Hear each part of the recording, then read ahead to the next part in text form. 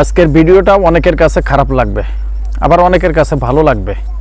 যারা মহান মালিকের আল্লাহ রাব্বুল আলামিনের আইন পছন্দ করে তাদের কাছে খুবই ভালো লাগবে, আর যারা আল্লাহর আইনের প্রতি বিশ্বাস কম, ঈমান দুর্বল, তাদের কাছে খুবই খারাপ লাগবে। তাই শুরুতেই বলে রাখি, যারা কোরআনের আইন বা কোরআনের বিধান যারা মানেন তারা ভিডিওটি দেখবেন, আর যারা কোরআনের আইন মানতে চান না বা আল্লাহর বিধান আল্লাহর গোলামি আপনাদের কাছে ভালো লাগে না, তারা স্কিপ করে চলে যাবেন।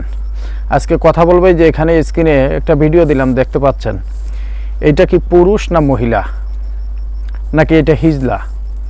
আমার কথা হচ্ছে যে আমরা যতটুকু জানি হয়তো পুরুষ, না হয় মহিলা, না হয় হিজলা। এই তিন শ্রেণীর লোকের আমাদের ভিতরে বসবাস, বা এই তিন শ্রেণীর অন্য কোনো লিঙ্গ আছে কিনা আমার জানা নেই। তো এই তিন শ্রেণীর এইটা কোন ক্যাটাগরিতে পড়ে?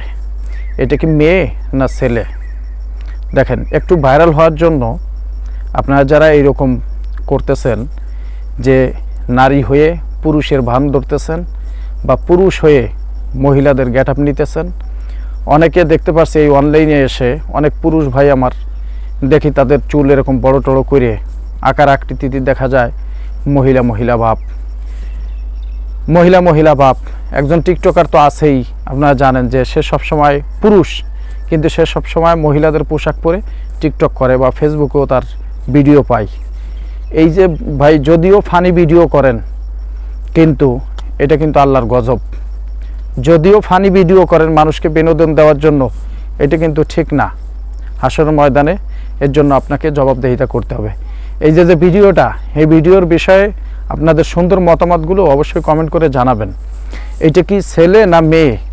দেখেন তার চুলের কাটিং এবং তার স্টাইল, প্যান্ট শার্ট, মানে তার গেট আপ কি পরিপূর্ণ একজন পুরুষ। তবে আমি যতটুকু জানতে পারছি এটা একটা মেয়ে, এটা হিজলা না কিন্তু।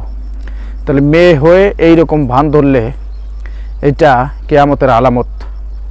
আল্লাহ রাসূল সাল্লাল্লাহু আলাইহি ওয়াসাল্লাম বলেন, কোনো ব্যক্তি পুরুষ হয়ে যদি সে নারীদের পোশাক আশাক পরে বা নারীদের মতো চলাফেরা করে, তাহলে ওই ব্যক্তি জাহান্নামী। আবার কোনো নারী হয়ে যদি পুরুষের মতো পোশাক পরে এবং চুলের মানে ভেষভূষ যদি পুরুষের মতো রাখে, তাহলে ওইটাও কি জাহান্নামী। তার মানে পুরুষ হলে আপনাকে পুরুষের মতো থাকতে হবে, নারী হলে আপনাকে নারীর মতোই থাকতে হবে। নারীর জন্য আল্লাহ রাব্বুল আলামিন পর্দা ফরজ করেছে, পুরুষের জন্য আল্লাহ রাব্বুল আলামিন পর্দা ফরজ করেছে। আর এইটা কি, এই যে মেয়েটাকে দেখতে পাচ্ছেন, সে শুধুমাত্র ভাইরাল হওয়ার জন্য আসলে এই গেট আপটা নিয়েছে। বিভিন্ন হলুদ সাংবাদিক আছে, তাদের সাথে ইন্টারভিউ দিতেছে বা টিকটক করতে আছে শুধুমাত্র ভাইরাল হওয়ার জন্য। বাইরে এই দুনিয়ায় ভাইরাল হয়ে কি করবেন? মানুষ হয়তো আপনাকে চেনবে, কিন্তু কবরে যাওয়ার সাথে সাথে তো আপনার জন্য কঠোর শাস্তির ব্যবস্থা রাখা হয়েছে। অনেক মা বোন হয়তো আমার এই ভিডিওটি দেখতে পারেন, তারা আসলে রাগ করবেন না, কারণ মা বোন হচ্ছে মা জাত, আমাদের কাছে সম্মানিত। তাদের কাছে আমাদের সম্মান আছে, থাকবে ইনশাআল্লাহ সব সময়। কিন্তু এই শ্রেণীর এই যে দায়ুস মহিলা, এদের সম্মান দুনিয়াতেও নেই, আখিরাতেও এদের কোনো সম্মান নেই। আল্লাহ রাব্বুল আলামিন আমাদেরকে সহিহ বোঝার মতো তৌফিক দান করুক। ভিডিওটি ভালো লাগলে অবশ্যই শেয়ার করে দিবেন, অন্যদেরকে দেখার সুযোগ করে দিবেন। আসসালামু আলাইকুম ওয়া রাহমাতুল্লাহি ওয়া বারাকাতুহু।